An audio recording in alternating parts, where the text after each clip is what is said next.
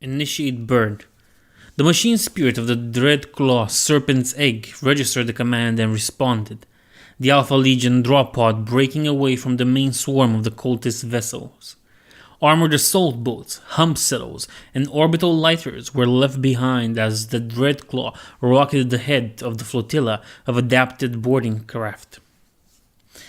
While the Dreadclaw streaked silently across the void, the roar of the ancient rocket engines could be felt through the pod's reinforced superstructure, through the troop compartment, the floor hatch, and the descent cradles.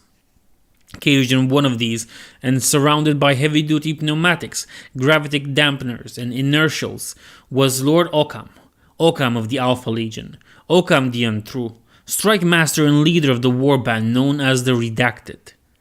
Aft Pickcaster, Occam ordered, his voice a cold-blooded hiss. He could hear the evenness of his breathing fading back across the vox of his serpent head helm, along with that of his 5 power-plated companions. Again, the craft's machine spirit complied with almost reptilian indifference. The rune screen mounted in front of Occam's command cradle grizzled with crystallizing into a picked feed of the craft left behind by the Dreadclaw's acceleration. He surveyed the scene with the confidence of a master tactician, the overlays of his plate optics flushed with identica and estimates of velocity and distance. While the Dreadclaw carried the Redacted within its pitted Viridian hull, the freight compartments of the trailing cult ship were packed with members of the Seventh Sons.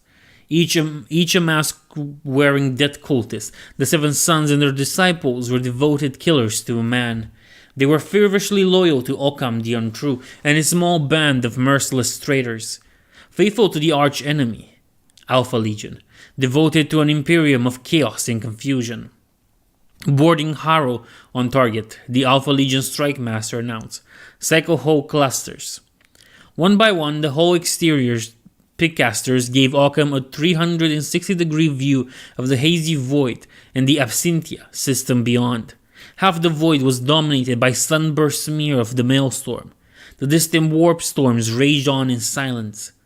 Within the Absinthia system itself, sun-hugging gas giants and rocky outliers were just visible through the dust. Planets, shattered by ancient, apocalyptic wars against long-dead Xenos races, orbited their system star in crumbling stability. These dead worlds were crowded with a blizzard of haulage, brigs, and the baroque platformia of orbital mining operations. Their exposed or rich cores were plundered by shattered hordes of environment-suited guild slaves. Also, in wide orbit around the Absinthia star were system defense platforms and small void forts, with a small flotilla of system ships patrolling monitors in adamantical clads. They provided security for the mining worlds and protection from the corsairs and pirates that prowled the subsectors bordering the warp storm. This proved hardly necessary, however, since the capital world of the Absinthia system, Vitrea Mundi, was the Adeptus Astartes home world of the Marines Mordant. Forward casters, Occam said. Ahead of the Serpent's Egg was Vitrea Mundi itself, a large bleak planet of smoky white. The mining world had been home to the Ultramarine Successor chapter for 6,000 years. The planet's landscape was dominated by giant salt crystals and systems of soda lakes. Nice. Amongst the scattering of open-cast craters, Vitrea Mundi boasted but one city. Visible from orbit, Salina City was settled like a dark polar smudge about the mighty Basilica, the fortress monastery of the Marines Mordant. High above the planet, Occam could see the wreck of the battle barge Acidos, freshly returned from Corward sector where the Marines Mordant had lost 2 companies of battle brothers to High Fleet Leviathan. Acid splashed and battle damaged, the venerable vessel had barely made it back to Vitrea Mundi. Caged in orbits, scaffolding and surrounded by Adeptus Mechanicus forge tenders, the battle barge was undergoing extensive repairs. It was here that the target of the Redacted lay, And through the Redacted were but one of a number of Alpha Legion warbands operating within the Absinthia system. Like Occam's small band of renegades, they were gathered under the banner of Quidzich Kartach, Angelbane, Master of Harrows and Archlord of the Alpha Legion. The disparate warbands had come together under his leadership like a pack of opportunist Death World predators. While retaining their own characters, leaders, and motivations, the warbands joined Katrak and his own, the Sons of the Hydra, for mutual dark glory. Together under the banner of the Sons of the Hydra, the Alpha Legion cells that had secured victories that could not be achieved alone. Like the one they were currently trying to secure against the Marines' Mordant. Scrambling Algor returns, Occam said, flinging switches, addressing the machine spirit of the Serpent's Egg once more. The Strike Master told it, cut thrust and roll to port. Mina Predita made her way through the cargo compartment of the bulk lighter. Instead of pallets of freight to be shuttled between sprint traders in a planetary surface, the craft was crammed with cultists, recruited and liberated from the penal colonies of Corsino 421, where the Alpha Legion had already ensured the serpent cults, death cults, and ritual sacrifices held sway. The Seven Sons were devoted to the murderous needs of their legionary saviors. Dressed in dusty robes, scraps of armor, and Gorgoresque mask, the Sons still wore the explosive penitentiary collars about their necks. Decorated in the form of serpents, the collars were the ultimate sign of subservient loyalty to their legion masters. The cultists and their disciples stood in unwavering discipline, waiting for the signal to unleash their talents. They held their venom-slick blades and needle pistols close to their bodies, however, and moved aside for Mina Perdita. The Seven Sons were ritual killers and serpent cultists to a man, but all respected the art of death as it was represented in Perdita's hallowed flesh. She came from the clandestine temples of the Officio Assassinorum. Dressed like a Seventh Son, she carried a cult mask as she passed through the crowd. Her face was already not her own. However, the effects of polymorphine adapting her surgically modified flesh to become a living lie. One day she might be female, the next male, dark-skinned and then light. Her face could assume the broken brutality of a hive-world ganger or the clean patrician lines of Spire nobility. She was everyone and no one.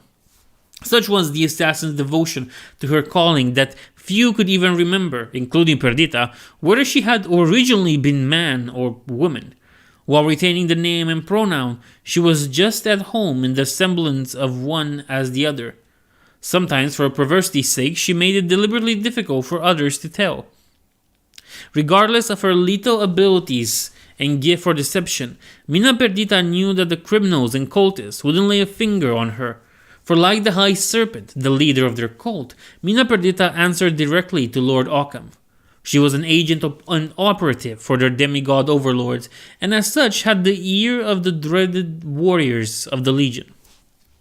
Pulling herself up the ladder well with gymnastic ease, Perdita found herself in the cramped cockpit of the lighter, while a Seventh Son sat in the pilot's seat. The High Serpent lounged at the co-pilot station.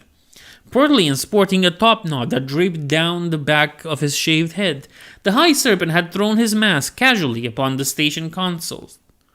Perdita grunted before allowing the flesh of her face to tremble and spasm into semblance of one of the High Serpent's trusted disciples. Fyodor Blach, leader of the Seven Sons, did not look like the head of a death cult.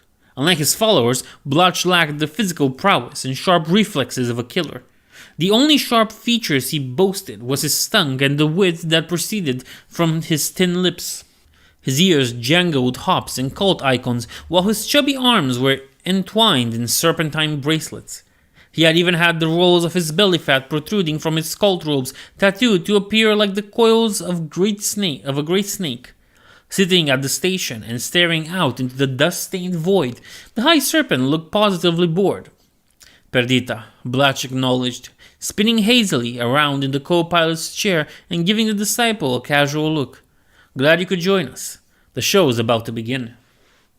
The assassin didn't bother to change, keeping the thick-necked appearance of the disciple. Perdita was unsurprised that Blatch had recognized her. Polymorphine, thin skin, and the practiced skill of an actress were enough to fool most people. They were not nearly enough to fool Blatch, however, who had long been in the business of deceiving others. Most of the time the High Serpent recognized her, but even he had his blind spots. A consummate charlatan, Fedor Blatch had made it his life's work to move between the ranks of the ecclesiarchy and the cultish groups of heretics festering in the underbelly of various cardinal worlds. Perdita had heard that Blatch had grown up on Laurentia Secundus, a Schola Progenium prodigy, a wastrel, too impressed with himself to settle for the life his drill abbots had planned for him. Blatch had moved about the ecclesiarchal planets of the Croiser worlds like interstellar flotsam, assuming the guise of pontiffs and cult figures with fraudulent ease. Blatch had garnered wealth and influence. That was before coming to the attention of the Alpha Legion and accepting an offer from Occam the Untruth that he could not afford to refuse. Mina Perdita could neither have accepted nor refused such an offer. Her temple training and brutal officio assassinorum indoctrination made choice an illusion. The holy orders of the Inquisition had dispatched her to infiltrate the sons of the Hydra and assassinate Quetzalcoatlach, Archlord of the Alpha Legion. She had failed, and death would have awaited her if it hadn't been for the intervention of Lord Occam. Disguising her failure as that of another, Occam took her as his prisoner. Too valuable a tool to be allowed to rot in a cell, he broke her. He shattered Mina Perdita and reassembled what was left into something both lethal and loyal. Now she was his. Keeping knowledge of Perdita's infiltration and intended assassination from Carthage himself, Occam the Untruth engaged her lethal talents for the redacted. And so that was how a trained killer and professional con artist came to work for the renegade space marines of the Alpha Legion. "Aren't you watching it?" Blatch said to the pilot, getting out of his seat to slap the cultist across the back of his shaved head. Perdita narrowed her eyes and peered through the cockpit canopy. The Dreadclaw drop pod carrying her masters had streaked off before shutting down its thrusters. Like a wrapped and blossoming flower, the rolling pod opened its landing claws, beneath which lurked the venomous threats of Alpha Legion infiltrators. Blatch leant forward and depressed a Vox stud on the co-pilot's console, encoding an open channel. All craft, cut thrust. Like the Dreadclaw, the flotilla of cultists boarding craft killed their engines and drifted with inertia grace towards the Acidos. The assassin felt the deceleration through the deck and reached up to steady herself against the low ceiling of the cockpit. She watched the Serpent's Egg hurled towards the Deptus Astartes flagship. The battle-scarred behemoth seeming to grow before the silent advance of the lone pod. The launch bay of the battle barge hammerhead prow section gaped open before the spinning Dreadclaw like the mouth of a great beast of the void. Perdita looked between Fedor Blatch and the Seventh Son co-pilot. "Scramblers," she said, her adopted voice deep. "Scrabble Augur returns," Blatch blurted across the open channel, attempting to hide the fact that he had forgotten. "All craft, engage Scrabblers." Minutes passed in heart-thumping silence as the cultist flotilla followed the Serpent's Egg on its clandestine approach. Despite the acid burns running along its flank and scaffolded sections bearing bite damage caused by something like a colossal beak, the capital ship was an imposing sight. Perdita could see macro cannons, fusion beamers, and hull-mounted plasma projectors, the monstrous barrels of which were all aimed towards the approaching flotilla. With such weaponry, it would take nothing for such a craft to wipe the redacted clean from the face of the void. "Brothers," Perdita heard the High Serpent say across the open channel, his voice echoing through the cargo holds of bulk lighters, modified haulage brigs, hump shuttles, and assault bolts. "Serpent, 7 sons all, we make our final approach, our mighty lords as they do in all things leading the way. The Emperor's servants hide within the thick hulls of their battleships and behind the towering walls of their fortress. In doing so, they prove themselves unworthy of him. As the master of mankind sacrificed himself for humanity's continued survival, so we sacrifice the weak upon the altar of his efforts. For the Imperium deserves only the strong, the enduring of flesh, the certain of mind, those resolved in body and spirit to do what must be done, no matter the cost, to realize the Emperor's true and manifest destiny. As the Dreadclaw sizzled through the atmospheric screens of the launch bay, the flotilla drifting in behind, its presence hidden from augur arrays and unnoticed by Adeptus Mechanicus constructs hard at work on the exterior repairs, Blanche released the Voxstud, etc., etc., etc.